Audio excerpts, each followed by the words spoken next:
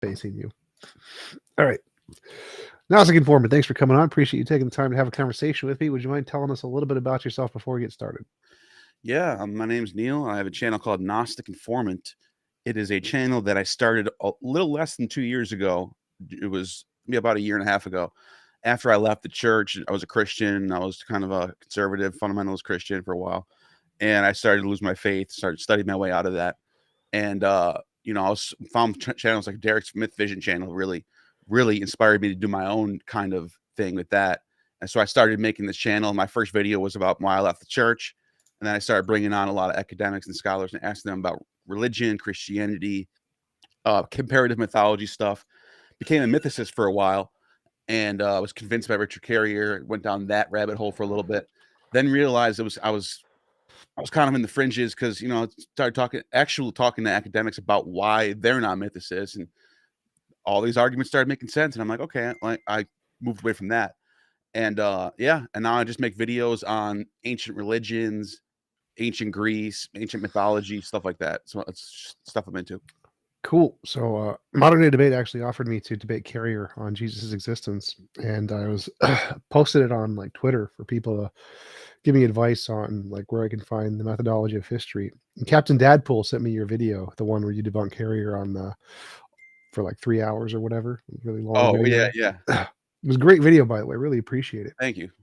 And so I wanted to talk a little bit about that, if you don't mind. So, could you tell me backstory, what led up to it, what was your inspiration, that kind of stuff, and what was the most critical points that you found were? Yeah. So I started up that video with the video. The reason why I started that video was I noticed that Richard Carrier and this is actually, people might think this is a dumb reason, but this is just the honest truth of it. I was watching a video that Carrier and Godless Engineer did, and it was supposedly like dunking on this other academic named David Litwa, who's a decent academic in my opinion. He's a good friend of mine too. And they were it was like they were putting a microscope on every word he said. If he like said something half wrong, and he's in a live stream setting in a very like laid back setting. It's not like a peer reviewed debate or anything. Like this is not like, so he's just hanging out with somebody on a live stream for a couple hours.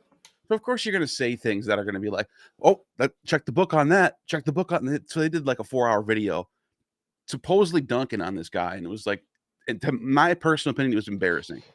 It looked like people who are mad because, backstory, David Litwa has written some things about Carrier and is very critical about Carrier's scholarship. And so Carrier obviously doesn't like him. And Godless Engineer, anyone who Carrier doesn't like, Godless Engineer doesn't like. It's just, that's just the way it is.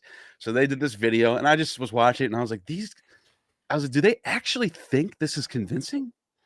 And I just remember being like, all right, I want to do a video showing like some of the dumb shit they say, because if they think this is like the deadliest sin ever, of like some of the stuff that David Little was saying, like, which wasn't even that big of a deal, they think that's bad. Why don't we put a light on what they're saying? Some of the Godless Engineer in one of his videos said that Philo of Alexandria believed in an angel named Jesus before Christianity. And spoiler alert, that's not true. It's nowhere to be found. We have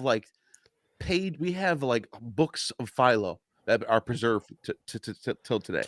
He doesn't say shit about an angel named Jesus. He talks about a logos. Okay, we can go there. We can talk about that. There's a lot of similarities. Obviously, Christians are drawing from Philo. Everyone knows that. It's not like some only mythicists know that. No. Everyone knows that. Everyone agrees on that. But there's no Jesus in there. And so him and Carrier try to argue that there is. If you look at this one verse in Zechariah that Philo quotes in this one passage in this one paragraph here, and they go on to this huge tirade about that. So I made a video about it, and I focus mainly on that thing because that's like the big mythicist argument. The big mythicist argument is not that Jesus didn't exist. It's that there was an angelic Jesus that predates Christianity. Most people don't realize that. Most people are like, why are you what is your battle against mythicists? There's hardly any evidence that Jesus existed. I'm like, no, I don't disagree with that.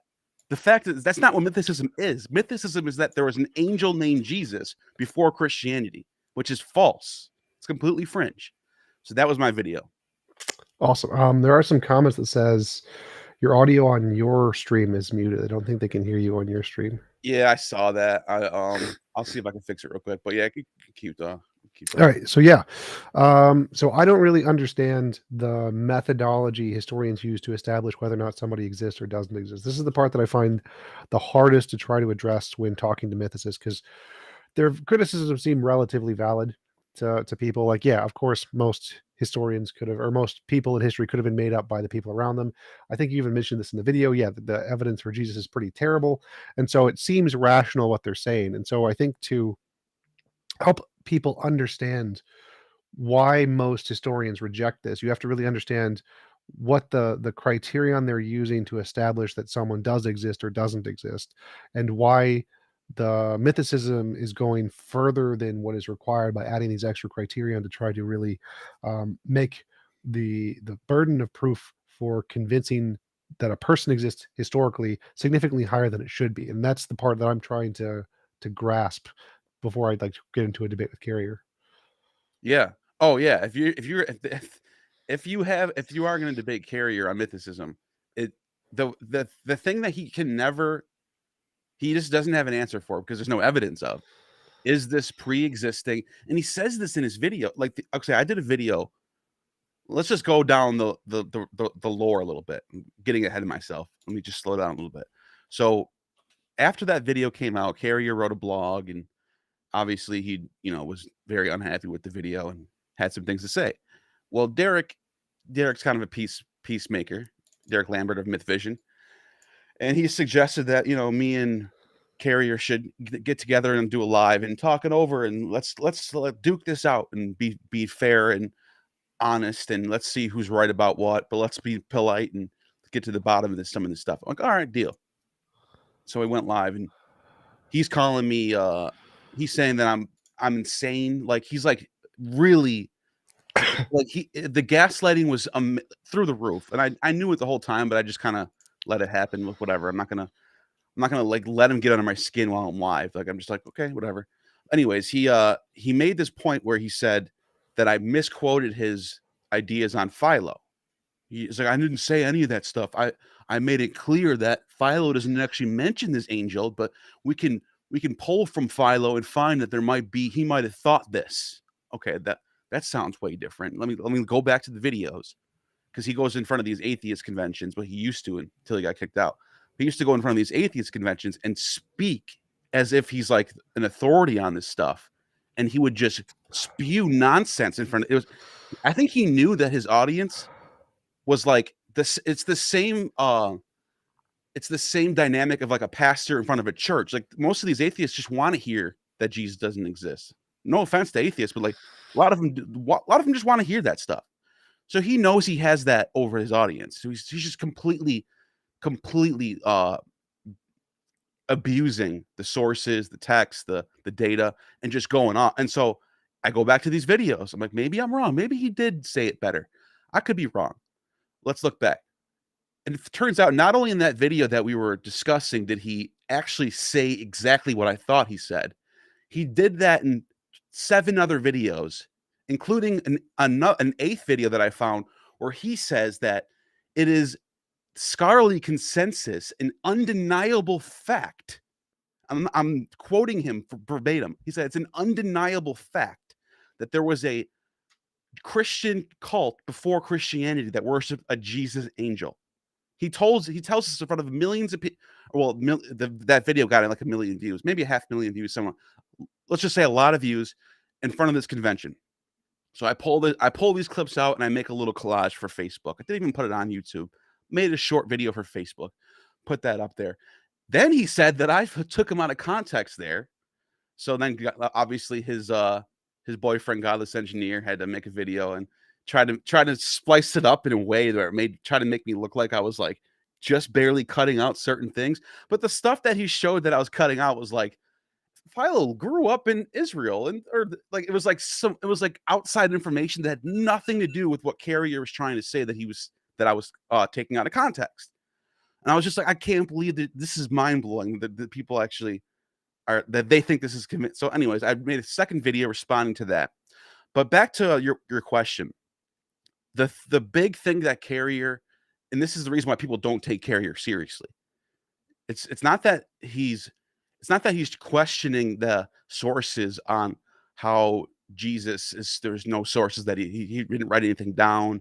It's not that there's no contemporary people that are like, hey, I live next to Jesus. We don't have any physical evidence of Jesus. That's not what people are criticizing Carrier for. It's the fact that he's pushing this narrative that there's a pre-existing Jesus tradition that predates Christianity. That's nonsense. If anyone's going to debate him, you just go focus right on that, because he has no answer for that. There's no evidence for it. He'll point to a text that's in the late 90s, Ascension of Isaiah. And then you'll say, but wait a minute, you're the one saying we can't use the Gospels as evidence because they're so late. Why are we using the Ascension of Isaiah? Some people say it's in the 2nd century. Some people, a lot of scholars think essentially that's 2nd century text. Why are we using? You're just going to cherry pick the sources that you think are good and then deny the ones that you think are bad and call them late. That's a double standard right there. You can't do that. So that's one of the things that I would be mainly focused on if I was going to debate. Like, Carrie, where's your angelic Jesus at? It doesn't exist. Just admit that. And he kind of did admit that. And he had, like I said, he kind of did admit that when we went live. He said, oh, yeah, if I said it that way. I actually have a clip of him saying, if I did say it that way, that is misleading. You're right. I was like, okay. And then he definitely regrets saying that now. So did he make a response article to your video showing his? What did he say? What was his arguments? I'm the PhD expert. He's not. He doesn't know what he's talking about. I'm an expert. I have a PhD. I have an expert. And mic drop. He puts mic drop at the end of his own article. Like, who does that? Who puts mic drop at the end of their own blogs? And it was just kind of like, I think one of the things that he might be, let's be honest here, one of the things that he might have, that I might have been wrong about was the Nazareth thing.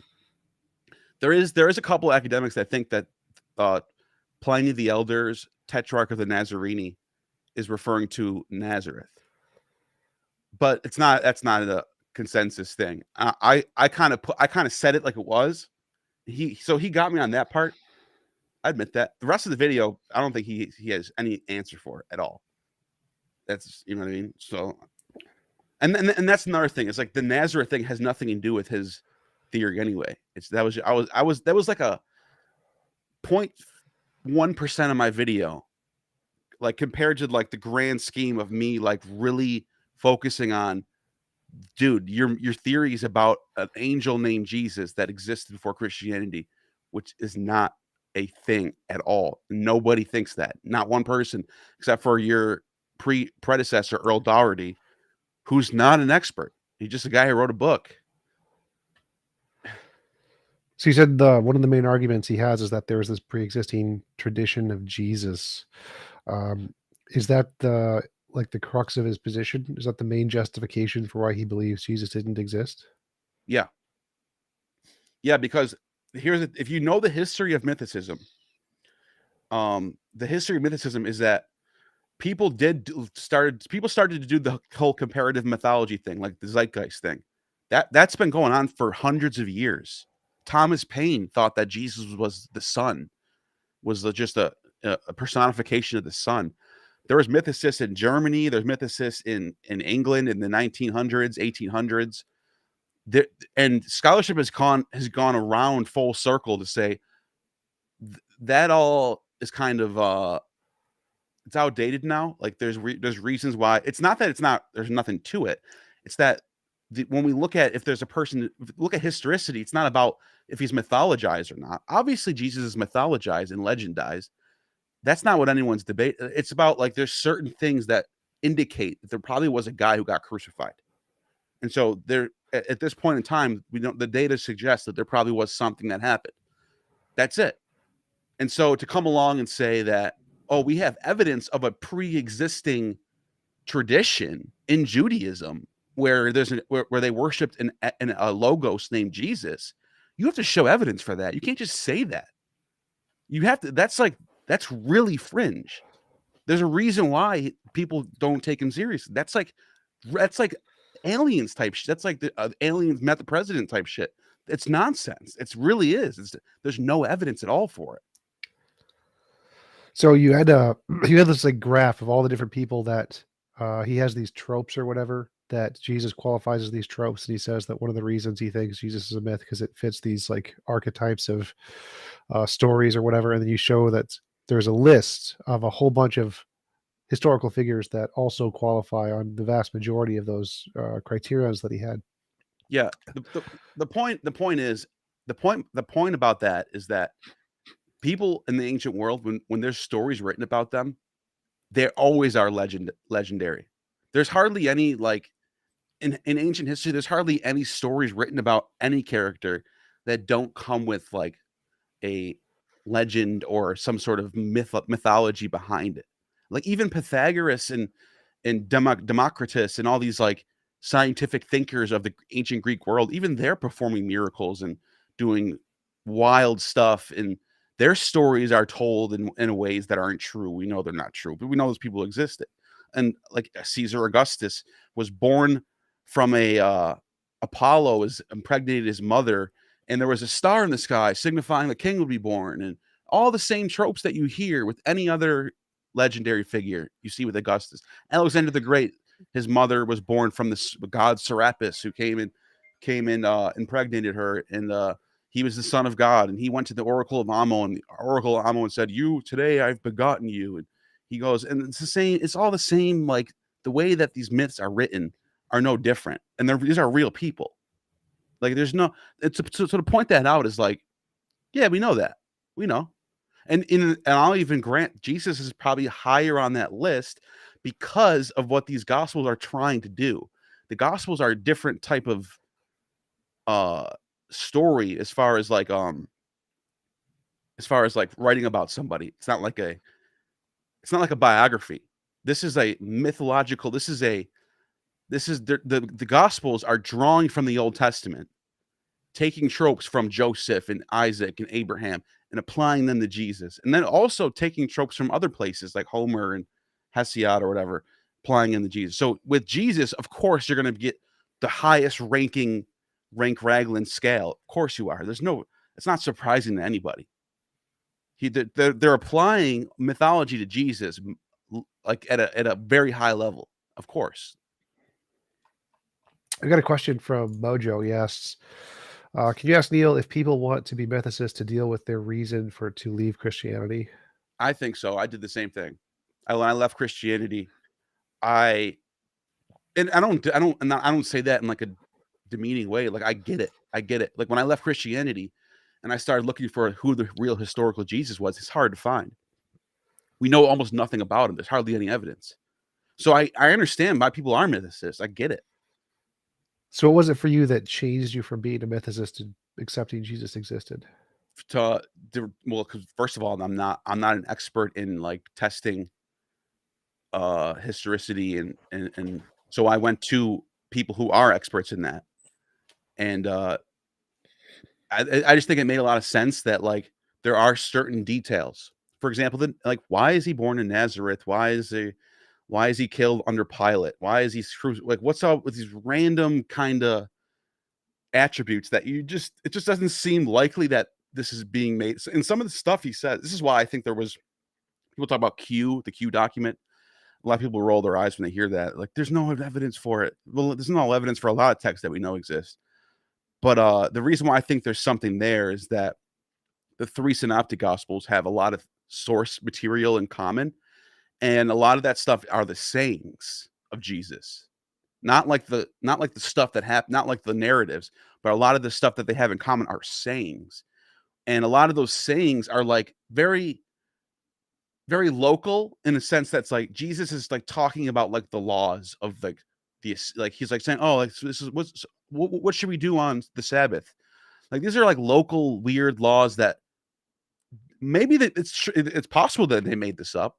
It's very possible, but the people I talk to who have been studying this for 20, 30 years say this certain material looks like it came from a guy. So until we can prove that it's not Jesus, we're going to go with the most likely scenario is there probably was a guy who said some of these things, and he probably did get crucified. To me, that makes sense. I'm not just buying it just out of just because. Like, I think that actually does make sense. I legitimately do think it makes sense. What makes sense? That there are certain things about the way he's portrayed in the synoptics. So the synoptics are the first three, and the source material that they gather are in common suggests that there probably was somebody who got crucified who said certain things, and these certain things got recorded and then made their ways into these gospels later on. It just makes sense for me. It does. I'm not saying that that's like, I think there's undeniable evidence for that. What I'm saying is, and what I'm hearing from the experts is that it's more likely that that's probably the case. It's not like it's 100% chance he existed. It's probably like 65-35, to be honest. Yeah. It's not high. It's just more likely than not, in my opinion. And then so you couple that with, and so let me just pause it right there for a second. When I say that, a lot of times I'll get in the comments, but so then why are you even opposing mythicists then if you don't think it's that strong of a case? And I'm not opposing if he existed or not. I'm opposing the idea that there was a tradition that predates Christianity of another Jesus. That's what I'm opposing. Like, if someone came along and was like, yeah, I just don't think he existed at all, I think they just wrote these stories and that was it, I don't even blame you for thinking that. Like, that might be the case. It's possible. Like I said, I don't think it's the likelihood of the case. But to go another step and say we found evidence of a tradition of people that worship Jesus before Jesus was even alive or before he was crucified or whatever, then it's like, okay, where's the evidence? Where's the evidence? Like, seriously. And this is why I said it's about Godless Engineer. He has a shirt on that he sells on his channel that says "God Evidence." I'm asking him, you're wearing a shirt that says "God Evidence." Where's the evidence then? Have you gotten a chance to ask either Carrier or Godless Engineer about this, and what was their response? Well, so I asked Godless Engineer about this when we were still friends, and he just pointed to the text in Philo that Carrier has in the book, and I go, okay, where's Jesus in there? And he's like, oh, he's quoting from Zechariah. And okay, all right. There's a guy named Jesus in that verse in Zechariah. I'm like, oh, okay, I get what you guys are doing now. So then that's when I started looking for what. Wait, go back to, you said you get what you guys are doing now. What do you mean? So Philo has in his writings. Let me see if I have Philo right somewhere over here. Maybe not. I just want to show you how thick Philo. Oh, here, it's right here. We have so much Philo that has been that's been preserved. There's so much that we have from him that we can definitively say, like, we know a lot about Philo. It's not like we just have a few fragments laying around that we barely know what he believed and what he thought. We have volumes and volumes and volumes and books and books and books that Philo wrote today. So we know what Philo thought. We know what his beliefs were. He never mentions an angel named Jesus once. Never. Not one time. But he does talk about a logos. And this idea that the logos, and he's getting this from the Greeks. So Philo's a Jew living in Alexandria. He's speaking Greek. He's writing in Greek. And he's familiar with Plato. He's familiar with the pre-Socratics. And they have this idea of a logos, the divine mind. Sometimes it's the mind of Zeus. Sometimes it's Hermes, the messenger. Anyways, he's taken this idea of the logos and he's applying it through the lens of Judaism and saying that God, he has a messenger who's the logos. So in the case of the Old Testament, whenever an angel shows up and speaks to a prophet, that's the logos. And he does this in Zechariah. He's talking about this in Zechariah. The angel that comes and speaks to the star in the east, who's known as Zerubbabel, who's 14th from the line of David. You can look this up in the genealogies. And so this was like a big deal. He was the guy who rebuilt the temple after they came back from Persia. Okay, so Philo is writing about this, and he's quoting from Zechariah, and he's citing Zechariah for this star in the east, and he's mentioning how this ethereal logos would be there to speak with them, and that's this angel in Zechariah. Well, what they're doing, what Carrier and what Carrier's, I'll just say what Carrier's doing is he's trying to say that this angel in Zechariah is this high priest named Jesus or Joshua, which is not. It's not. But he just wants to, because it's so close that you could, Philo in one of his small passages in his voluminous books just happens to cite this passage. And in this passage, there's a high priest named Joshua. So he's taking that and saying, look, this is what Philo believed in. And it's completely speculation. It's like nobody agrees with this. There's not like any other academics that are like, yeah, that makes a lot of sense. No one's saying that. And so I pointed that out. I was like, no, this is just bullshit. Like, that's not the case. Like, let's go through this. And I thoroughly went through that in my video. I went through all the evidence. I even tried to steel man for him a little bit. Like, okay, let's say it was Jesus. It still wouldn't work out because at the end of the day, it doesn't matter if it's the high priest, Jeshua, or the governor, Zerubbabel, because the angel who's the messenger is not either of them. He's just the angel of the Lord in the passage. He's not either of those characters. So you have to watch my video to understand what I'm saying there. And is this the only evidence they have that there is this pre-existing tradition? Yeah. There's nothing else. It's bad. Really, yeah, that's bad. Bad. That's why no one takes them seriously. And I'm not being like bitter. Like, I don't even have why would I care? I used to be a mythicist. Like, why would I randomly just turn on them and just, yeah, I'm just telling you what, I'm not an expert. I'm just telling you what I'm told by experts and what they criticize about Carrier's work. And it turns out what they're saying makes a lot of sense. Sorry, you can get mad at me all you want. People got really mad at me about this. So if we just say that argument's defeated, that there is no pre-existing or no evidence of a pre-existing tradition of worshiping Jesus, there's a lot of other mythicist arguments. Can you tell me some of the other ones? And do you think they're decent arguments? The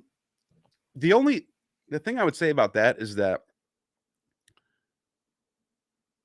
we like for Paul, for example, Paul comes earlier than the Gospels, and he doesn't give us a lot of details about Jesus' life. He even admits he never met Jesus. He just met him in a vision or something. So the thing I would say about that is that the evidence is so bad. It's like we have nothing. Jesus wrote nothing down.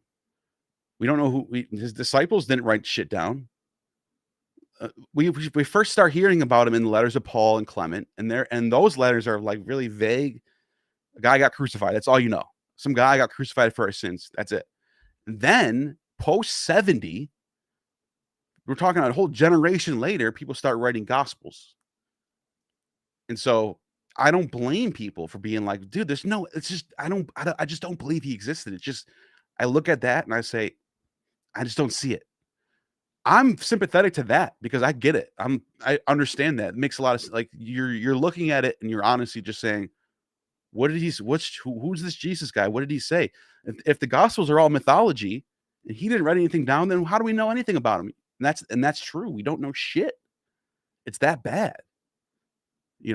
So that's what I would say about, like, if there's any mythicist theories that I would agree. And another thing is the comparative mythology stuff. A lot of scholars, I'm thinking about Ehrman right now, but there's more than just him, who don't want to admit that there's a lot of tropes in the New Testament that are very similar to a lot of tropes in the world of Greek mythology, like Dionysus and Attis and Tammuz, these gods that go down in the underworld and come back up and that die and rise, or Osiris. Osiris was all about resurrection and drinking the wine and eating the bread, and there's a Eucharist and all types of stuff that remind you of Christianity when you start digging into it. So the comparative mythology thing, I get that too. I'm all about that on my channel. And you mentioned that the thing that seemed to convince you was when the professional historians told you that there were some facts, like the fact that he was born in Nazareth and that he was crucified under Pontius Pilate. To me, these don't seem significantly stronger than the argument that Carrier's making, that there's this one passage in Philo that references this other guy where there happens to be a name of Joshua. Why would we accept that Jesus existed just because of these strange facts that are in the New Testament? That's a good question, and for me, it's the I look at the hostile sources of Christianity, and like obviously they don't, not of them, all of them are preserved, but we do have some of them through writings that are quoted and cited. We have Celsus, we have some of this material that makes it into the Talmud that the Jews are writing about, and it seems that nobody is disagreeing. There's nobody contesting that he existed. Like if we had some Greek pagan writer in the first, second century that is like, this is all made up. This is just nonsense. These people are crazy. We have no records of this. Then I would be like, well, okay, let's go with this for a second. There's nothing from the Jewish side, nothing from the Greek pagan side. It seems to be that everybody just sort of, yeah, there was a guy. And there's even people that have like Celsus in the 150s is talking about how he's his sources, who are Jews from Israel, told him that Jesus was the son of a Roman soldier named Pantera, and that they knew who his biological father was. This is in the Talmud too. So there's like it gets a little weird because there's like other traditions about him, but none of them are like it didn't exist at all. It's always just like some sort of weird historical story. Is that common, like in history, when there is a mythical being created? Do you find a lot of people saying, no, that's just made up, it doesn't exist? Yeah, yeah, and the bet I mythicists will throw up what's his name? What's the guy's name who oh man, I can't think of his name. When a mythological character is historicized, there's a word for it. Someone in the chat's probably going to say it, but that guy, I think he's writing in the 3rd, 4th century BCE, and he was criticized heavily by Diodorus of Sicily, by like Diodorus of Sicily in his writings in the 1st century BCE was talking about this other guy who was writing stories about Zeus on planet Earth and Dionysus on planet Earth as if they lived. And everyone knows these are ancient gods that, like, the etymology of the name Zeus is Sky Father, Jupiter. He didn't exist on Earth. He's the Sky Father. We know that. But this guy was writing about, no, he lived in Crete. We know where his tomb is. And so when he came out with those writings, people criticized it. People challenged him. And we have those writings. Diodorus is one of them. With Jesus, you don't get that. You don't get, wait a minute, you're saying he lived in Nazareth now? We know this is a myth. We don't find anything like that. That's a big difference, in my opinion. Yo, Euhemeris. Thank you, Nick Jr. Euhemeris. There's a guy named Euhemeris. I don't know why I couldn't think of his name. I'm like really drawing blanks today. It's been one of those days. Yeah. A guy named Euhemeris wrote a bunch of stories about all the Greek gods that lived on Earth. And like he just like historicized them. And you'll see a lot of mythicists will say Jesus is a euhemerization, is one of the if you have to show, like, if you make that claim, you have to show the evidence that he started off as a myth. You can't just say that he's a euhemerization. You got to show that. Where's the myth of Jesus that predates the story of him living in Nazareth? It started off historical. Now the Gospels aren't historical, I get that, but they're based off historical. Like they're placing the story in history, and they're, you know what I mean? So, which is common, by the way, which is how this is how stories were written back then. And so that's the difference, you say, is that there is prior evidence to Zeus and those people existing in mythology prior to thousands of years. Like all of a sudden, like you can go back to the Bronze Age and there's a Deus Pater, and that's a Proto-Indo-European version of Zeus. And then so that god Deus Pater, you see him over in India in a different Indra. You could see the etymology of the name changing over time and making its way over to India. You also see another pattern flowing over to Greece into Zeus. So language doesn't lie. We know that linguistics shows that Zeus Pater, the Sky Father, is an ancient god from thousands of years ago.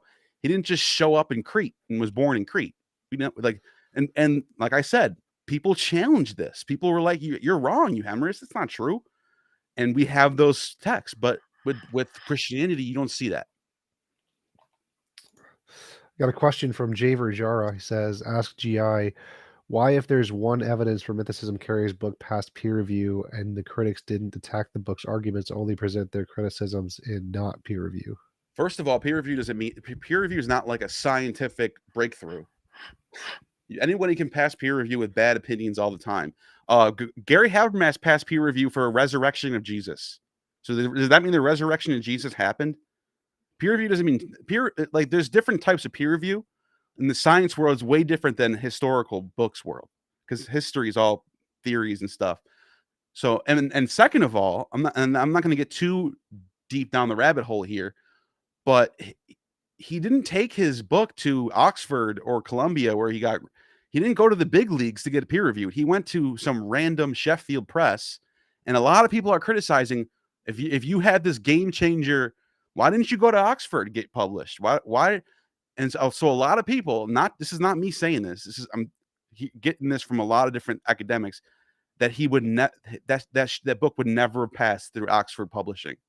So remember, there's different levels to peer review. Sometimes you can go to Robert M. Price has a journal where he gives out honorary PhDs to crazy people like Ralph Ellis and peer reviews them. People get peer reviewed, but there's really low level peer review and there's high level peer review. And so the question is, where was this at? I can't really speak too much on that. Like, I don't know too much about it. But even if it was legit, even if it was a legit peer review, it doesn't mean doesn't mean we change everything. It doesn't mean scholarship changes forever. It just means another person came along with another theory, and other people. And by the way, ask yourself this, Javier: what academics are citing Carrier right now? What professors are teaching Carrier in their classrooms? None. So it doesn't matter if he's peer reviewed. It matters who's citing him. Is he being used? Did he change people's minds? The answer is no. That's it. So I did want to go back and ask about why historians accept Jesus did exist, even though the evidence is so terrible, because you even admit, yeah, the evidence for Jesus is terrible. And I think most historians say it's pretty terrible, but we still grant that the New Testament is some reference to history for some reason. Why do we take it seriously at all? Well, number one is that the state religion of Western society was Christianity for 1400 years. So I think we sort of have to deal with it now. So I honestly think if that wasn't the case, then it would be one of those like, hey, there's a story over here that somebody wrote in the first century. This is interesting. And then that's it. Like, we have other tales like that, like Apollonius of Tyana. There's a story about Apollonius of Tyana doing all these weird miracles, and people think he existed. And the stories are all nonsense. No one's dealing with it today. Like, it's not in front of everyone's faces. No one really cares about it. But Christianity is, because of how history turned out. And that's why everyone deals with it. That's why people put it in history, and But is there no like actual historical justification to treat the New Testament documents as a historical thing that we should take seriously? Is there no like written methodology? Because that's what I'd really like to understand, a like methodology, a set of criteria. Like, here's what you use in history to establish someone existed or someone's fictitious in any given instance, and it's not just because culturally it was important or something. Oh, I see what you're saying. You're going back before. You're saying, like, why should we even include it as like? Honestly, I don't think anyone has to. I don't think you have to. I think because the story of Jesus in Nazareth and going down to Jerusalem and getting killed by Pilate is such a small part of history, and it doesn't really, unless you're a Christian that believe that this event is what your salvation for some reason depends on, Unless you're that, then it means nothing. It's just a guy. It's just like any other Judas of Galilee or Simon of Perea. There's a dime a dozen of these guys that were in the first century doing the same thing Jesus was doing and getting martyred and getting killed. We have tons of them. There are tons of miracle workers, Coney the circle drawer, and all these people that were doing all. That's just what the time period was about. So I guess that made me think of something. I guess in that context is like trying to understand what the world of the first century was like. There's a good way there's a good text to look at because it lets you peer into the culture of the world of the first century. People are walking around following people because they think he's the Messiah. That was a common thing in that time period. It wasn't just Jesus. There's a lot of people that thought there was a Messiah. Simon Bar Kokhba in the 2nd century, they thought he was the Messiah. He led a revolt because he thought he was chosen by God. He got killed. And that was the world back then. It seems like all the people God chooses tend to get killed quite often. It's kind of interesting, right?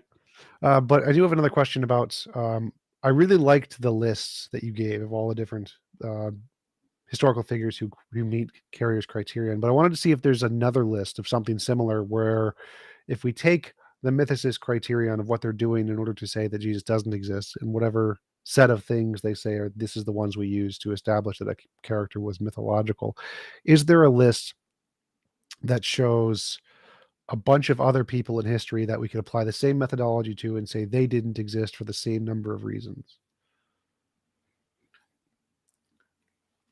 So you're talking about people who actually didn't exist, or they did exist? They did exist, but we can apply the same criterion that like Carrier and Godless Engineer and the Mythicists are using to make them, or to argue they did exist. Yeah, you can apply that right to like Coney the circle drawer, or you can apply that to Simon of Perea. You can apply that to, like I mentioned, Apollonius and Tiana. Apollonius and Tiana. How do you know? Like you can apply the same method. And to be fair, David Fitzgerald. I don't know if you know if David Fitzgerald. He's consistent with it at least. Like he thinks none of these people existed. Like he'll go down the list and say, I don't think he existed. I don't think he existed, because at least he's following his own criteria. So he doesn't like. He seems to think nobody existed. If they didn't write something down or something, then they didn't exist. That's kind of how where he's at. So, yeah, I guess you can apply that to basically anybody who's not like somebody, for example, like a Roman emperor. A Roman emperor is preceded by another Roman emperor, who's then succeeded by another Roman emperor. His face is usually on coins. So, and there's you can't fake that. You can't just insert that into history. It'd be impossible. But like some random hermit living in the desert, you can insert that easily because history is not dependent on that person to exist. Whereas Julius Caesar or Alexander the Great, you can't fake those people. You have to. They were there, so that would be like, yeah, you can apply it to basically anybody whose history is not dependent on anybody. So we got a hater in the audience. So it's this Myth Vision podcast guy. I don't know who this is. Some crazy guy says Neil must be a secret Christian because he thinks some Jewish dude existed. Just admit it, Neil. You got me. I'm really going to church every day. We also have another hater who is a genuine hater. David Bennett says you don't know what you're talking about in a previous comment. He's like, name one person who walked around and followed the person Jesus who, and what's your source? I don't know. I already said that. The evidence is terrible. Well, wouldn't you consider like the apostles? But no, this is the thing that David Bennett is making a point that I don't disagree with. Like, yeah. if we're just focusing on Jesus and the evidence, I'm not fighting that battle because it's terrible. But if we're focusing on a tradition that predates Christianity, then I want to see what the evidence show. You need to show evidence for that. Like this is a whole different topic. That's what people think mythicism is, the belief that Jesus didn't exist because the evidence is bad. It's not. It's totally different than that. It's a whole different thing, So that's my answer to David. It's like you're spot on that one. I'm not fighting that battle. There's no evidence. Well, for this, do you think that there are actual evidence of people following Jesus? Like I think the apostles, Peter, all those guys, they are said to have actually followed Jesus, right? So yeah, Why couldn't they be used as sources to answer this question? Well, because number one, Peter, we don't have any actual thing that Peter wrote. We have like secondary sources, like the tradition. Eusebius says this is that Mark and Peter went to Alexandria, Egypt, and composed the first gospel. It might be true. Like we don't have a reason to disbelieve that. We don't know for sure. We don't have we can't go back and look at the video or something. But like the way Mark is written, it's definitely seems like it was written in some sort of library setting where he has access to a lot of different sources, because Mark is drawing heavily from a lot of different places. So it's probably likely that it was in Alexandria or it was in Syria, where there was a big library in Syria at the time. There was also a big library in Pergamon at the time. Who knows? Like, there's no reason to doubt that tradition. We don't know if it's true, but at the same time, Peter, we don't have like something written by the hand of Peter. It's all secondary. Like, oh yeah, I'm a follower of Peter. Like all of a sudden at the end of the late second or early second century, you start getting things popping up saying, "Oh, I was a follower of John. Or I was a follower of Paul. I was a follower." People are claiming like they're followers. Like we don't have the primary people. We don't have anything of. Was that a huge issue? Because we don't have anything from It is, Socrates either. Like Plato. that's the thing, is that's what a lot of people will respond to that and say, that's just how history is. Like Socrates wrote nothing down. He was really influential. It's all secondary. Parmenides wrote barely anything down. Most of the major thinkers of the West, we have like a fragment or nothing, and then it's like 200 years later, somebody writes a biography of that person. That's normal. That's how the history. That's how the ancient world was. It's mostly oral, you know. For sure. David had a follow-up. He said, you made the argument that a lot of people were following lots of different saviors at the time period, and he says, who'd that for Jesus? And so I think the argument there would be the same argument you apply for all these other. Yeah, because I don't know who followed Coney the Circle Jar. I don't know who followed Simon of Perea. All I know is that when he's getting, like, when Josephus is writing about these people decades later, he's just writing that these people had followers and they were killed. That's like all we know. And then the next question is, what's the reason to doubt that? Is there some reason why someone would just randomly make this up? You know what I mean? Like, what's the reason to doubt it? Is where I'm getting at. Not saying that it's not impossible that these are all, it could be made up. It's just that right now, I think I'm saying, like, with the data that exists right now, it looks more likely that there's someone that just was there who got killed. That's the minimal. That's like what I'm saying. That's it. Nothing else I know for sure. But I don't know if he actually got into a boat and was going to the land of the Gerasenes and all. I don't know any of that stuff. Who knows? That all could be made up for all we know. Got a question from Mojo. Is the evidence for Jesus and Muhammad the same? No, I don't think it's the same. I think they're both very small, but again, like we were just saying, this is how it is for everybody. You mentioned Socrates, which is a prime example. It's like, why should we even think he existed? He's just he could be just some literary figure people are drawing philosophy from, and like that's a possibility. It seems like because of the religious figures, people want to doubt it because they're on the opposing side of religion. You know? Oh yeah, for sure. I think there's actually a epidemic of that atheists leave religion, and anything they associate with religion they see as terrible, and we have to eliminate it. Like morality, one of the things is like there can't be objective morality, it has to be subjective because objective morality is associated with God. Right. Kind of Yeah. a thing. Let's see. Mass Bandit asks, John the Baptist was referenced outside of the Bible? ? Was John the Baptist referenced outside the Bible? Seems to be a similarly influential figure of the era. Yeah, he was. And it's another figure like Jesus who didn't write nothing down, who he's written about not just in the Bible, but in other sources like Josephus, for example. And just like Jesus, you don't have Like the Jews aren't saying he didn't exist. We don't know who John the Baptist is. You don't have anyone deny. There's no hostile sources that are contesting their historicity. Do you think there would necessarily be hostile sources in every case? No, it's not. It's not necessary. It's not necessary. But I do think for someone like Celsus, who's writing about Jesus in the middle of the 2nd century, I do think he would at least bring it up, because he's throwing everything. He hates Christianity. He's throwing everything at it. He's completely trying to debunk it in every way. And I think I think early on, if that was floating around, you can't, if you're just making stuff up out of thin air, or if these traditions that Carrier claims did exist, they don't just disappear. People would still know about them. There'd be pockets of people talking about it, and I think it would get. And this is actually important.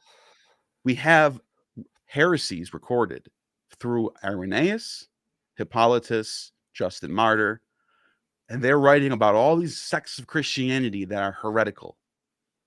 So they're writing about these people called Docetists, who think that when Jesus was here, he was actually just a ghost, and that he was perfect because flesh is bad. Can't be flesh. He's got to be a god, right? So he was just a ghost this whole time. And but they're still placing him in history. Like this, all the events happen still. That's the closest thing you're going to get to mythicism in these texts. Other than that, there's all these different theories about who Jesus was and what he believed in, but none of them are saying he didn't exist. They're all just saying different things about Jesus. And so if you're writing about heresies, why wouldn't you include, oh, here's the worst heresy. These people don't even think he existed. They think he was some archangel. Like, what would be the motivation to cut that out? And I hear a lot of mythicists say, well, why would they want to give that away? Like, but what's different about this heresy than the Docetist heresy? In the eyes of a Christian in the 2nd century, you're not thinking about mythicism in 400 years from now. You're refuting the stuff that's on the ground right now. You understand what I'm saying? Like they are refuting all the things about Christianity that people are saying, and they're recording all of it. We have tons of pages and books, tons of stuff on this, and there's nothing about some sort of tradition of Christianity that places Jesus as a celestial being. That doesn't. There's like dozens of different Christianities at this time, so there would be no reason to leave out. Oh, there's another tradition, and these people think that he didn't actually live here. This is all happening in the heavens. There would be no reason to leave that out. Does that make sense? Oh yeah, for sure. So but was it common or for people of the time period to actually worship individuals as divine beings in that time period, especially in the Jewish one? Not especially in the Jewish, more in the Greco-Roman world, because you have these deos where people would obtain apotheosis and be deified. Julius Caesar and Augustus were deified. There's another Julia Domna. She was deified in the 2nd or 3rd century. I think it was in Athens. There was another Christian that got deified named Epiphanius in this early 2nd, like 110s, I think it was. He was a Christian. So this is actually an interesting point. You have a group of Christians called the Carpocratians who believe in reincarnation. They don't even these are not Old Testament. They're going through the Greek mythology lens, the Greek theology lens. They believe in transmigration of the soul, but they also believe that when a human attains apotheosis, which is the highest form of gnosis you can attain, that you exit the realm of reincarnation, you become deified, and then you're worthy of worship because people need to imitate your ways so they can be like you. They had statues of Plato, Jesus, and Pythagoras. They worship all three of them. So Jesus is just another guy who attained this apotheosis that they're going to worship. And then the leader of this sect, Harpocrates, his son Epiphanius died, and they deified him and worshipped him. So this was happening in this time period. Early Christianity was wild, dude. People don't realize early Christianity is not what it is today. Way different. Way different. People were being deified, just like Jesus. Nerd Christian asks, Paul would be an example of somebody who thought Jesus was real, but not on earth, like a spiritual being. I don't think so. Paul, I mean, that's what mythicists think. They're trying to make that argument that if you look at Paul, he's being so ambiguous. He's just being so vague. We just don't know. Well, I don't think so. He says that Jesus was born according to the flesh, born of a woman, born under the law. Those are all common phrases that you use for only human beings. Like we had that same language is being used in the Dead Sea Scrolls. Anyone that's born according to the law under the flesh needs to do this. And then Paul saying Jesus was born according to the law under the flesh. If Paul didn't think he was real, why would he say that? And I've asked this question to mythicists, and they always just say, "Well, it's just such a vague, weird thing to say." No, it's not. That you literally just admitted that you don't know this material by saying that. You just admitted without, like, you that's what you sound like right now when you say that. Everybody who actually is like immersed in this stuff knows this language is common. It's not weird or vague. So you don't get to get away with that. You don't just get to say that, you know? Nick Jr. asks, does GI know of a written down set of criteria that establishes the historicity of some person or event? This is one I'm actually really interested in too. If historians have an actual written criterion that we can use to establish like whether someone existed or not. I think that's, I don't know, I'm not, there could be. I'll just say I don't know. It's a good question. Gotcha. I'll have to look into that. Yeah, I if you do, think please. with please history, post it. it's all based off it's like levels of possibilities. It's like levels of, is this on a 1 to 10 scale, did this happen? Like, so when someone says, like, Herodotus talks about how there's gold guarding griffins and one-eyed men in the north, in the land of the Scythians. Like, on a 1 to 10 scale, 0. Those things don't exist. But like, then he'll say something like, "Oh, in this other kingdom in the north, there's a king who he was stabbed in his right eye." Okay, what is that? First of all, that's possible, so it's at least a 1. And then you go from there. Like, you have to like put together, is it possible? What's the reason to deny it? Why would he make this up? And then when we're talking about Christianity, I think it falls back to some guy got crucified, and they made a big deal. People are pissed about it. You know. Oh yeah, I think I totally agree with you that there's a scale of possibility in history. It's never like certain that someone existed, but I do think there should be like a list that people could use to say, here are the things that increase it that make it go up from 1 to more than 1, and here are the things that make it go down, so that like common people like me who aren't really well educated in the historical method can really start to assess the direction the evidence is going. Because I think that's the part that's missing that I'd really like to see is there just, here are all of the things that if we see this, it increases, it moves it up into the higher realms, and these are the things that move it down, so that we can really start to evaluate the evidence as laymen. And so if there is such a criterion, I'd love to see it. I think that's a good idea. That's a good. I wonder if there is something out there like that. Ken Dadpool asked Bart Ehrman for me, and Bart sent like a list of a few things. There was like 3 or 4 things he put on there, but it wasn't really like a comprehensive list. So if there is, I'd definitely like to see one. And I wonder if that's something that people should be trying to make. Like, that's a good idea. And Yeah. then another thing is history something that could allow for something like that? Is it, because this seems like it's not like history is not like objective like math, like 2 + 2 is 4. It's like someone said this, someone else said that, what really happened. So it would be hard to, I don't think it'd be easy to make a list like that, but it's worth trying. Definitely. I think that'd be an amazing tool to have for sure. For sure.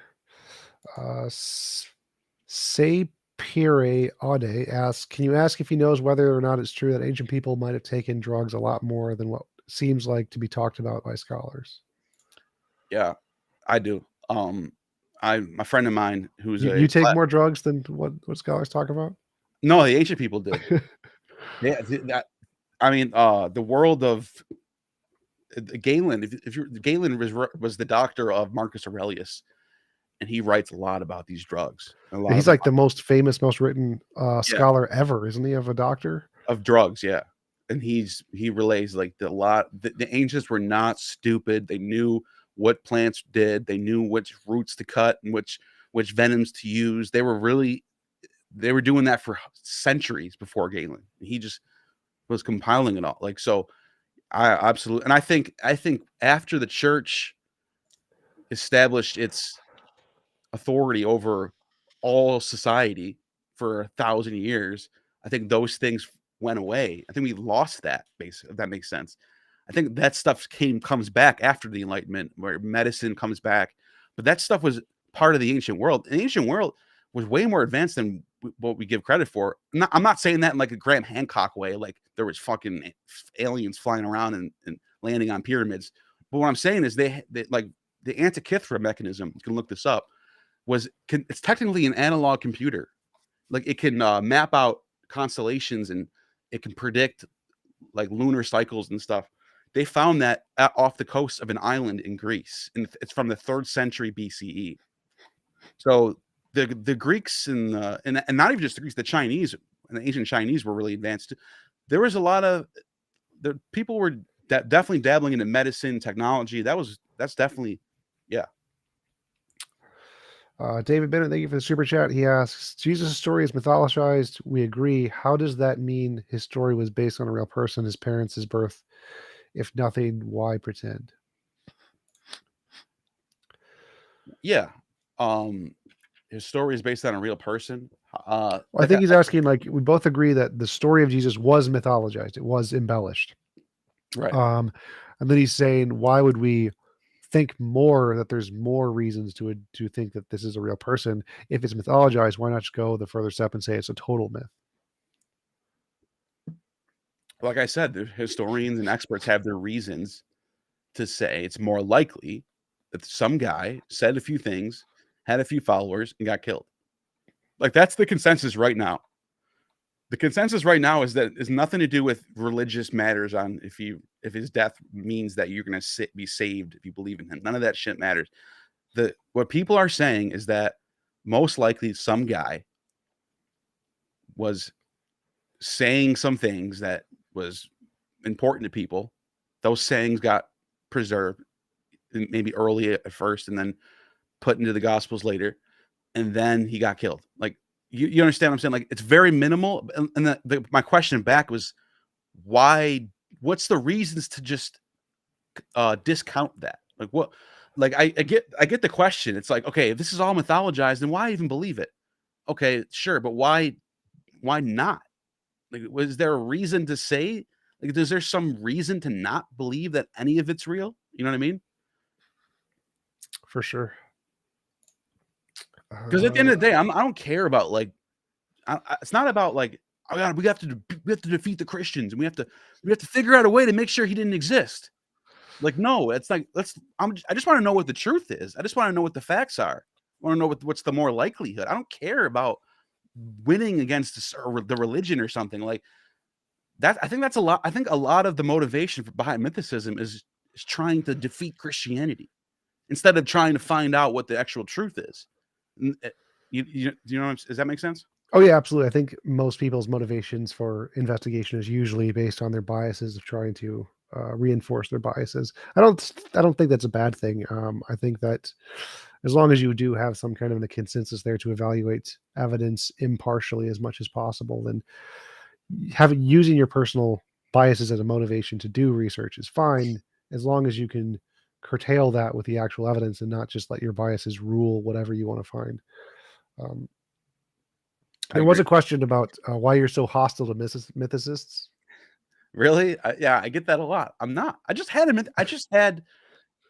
Mike Lawrence on my last live, and I disagree with almost everything he said. But was I hostile to him? No, I'm not. And so, and that's another thing. Is like, I get why people think there's like, when they look at the evidence and they're like, okay, he wrote nothing down, but all that stuff, I get it. But we remember this for a second. Mythicism is not the lack of belief in historical Jesus. It's the belief in a tradition about Jesus that existed before Christianity. This is a whole different thing. This is a different beast in itself. Do all the main I'm trying to mythicists get people to realize that. do all the big mythicists believe that? Robert Price? Every single one of them. Robert Price, no. Robert Price is an outlier. Robert Price, he's all over the place though. It's hard to pin him down on what he actually thinks. But he's more along the lines of they just made it up. He's the more conspiracy theory, which makes sense because he thinks that the election was rigged too. But he just thinks that this is all just made up by a group of Christians, which is not the same as saying Christianity comes from a branch of Judaism that's been forgotten about, that had an angel named Jesus who's made up. That's the carrier branch. That's the mainstream mythicist branch right now. And even Mike Lawrence, who I had on a couple of days ago, he thinks that Jesus was worshipped before the 30s. So he's one of those too. That's what most of them think. Yeah. And so do you think it's because Price's route has already been like dragged through the mud for centuries. People thought Price is not new to this. This is like what the there's a lot of German mythicists of the 19th century, I think, English mythicists of the 20th century. You even going back to the 18th century, you had people who were just doing comparative mythology and saying Jesus is just like all these other myths. And then those are outdated now. But so Robert Price is sort of an old school mythicist in that sense, where he's going back to the outdated material that scholars are now looking at and rejecting. Where Carrier is trying to go with this new Earl Doherty approach. This guy, Earl Doherty, wrote this book about the Jesus not existing, being an angelic being. And Carrier's he wasn't an academic, but Carrier went and got his PhD and then took that and ran with it. And that's what people think now. So do you think the Robert Price approach is more like the one you were talking about earlier? That's just like, I don't think it happened. The kind of mythicism that isn't the like extreme aliens version. Yeah, no, that's actually true. I would say Robert Price is more along the lines of, yeah, it just didn't happen, and I just made it up. I just think it's made up, and and that's way more fringe because that's basically saying it's all a conspiracy. That's conspiracy theory right there. It's all just made up and nobody leaked it out. Nobody figured it out for all this time. It was all hidden behind closed doors. That's Robert Price for you. So is that better or worse than Carrier's? Worse. Worse? Yeah. It's worse.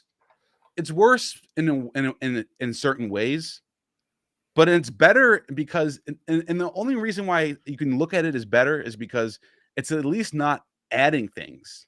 It's not adding traditions that don't exist, that we don't have evidence for.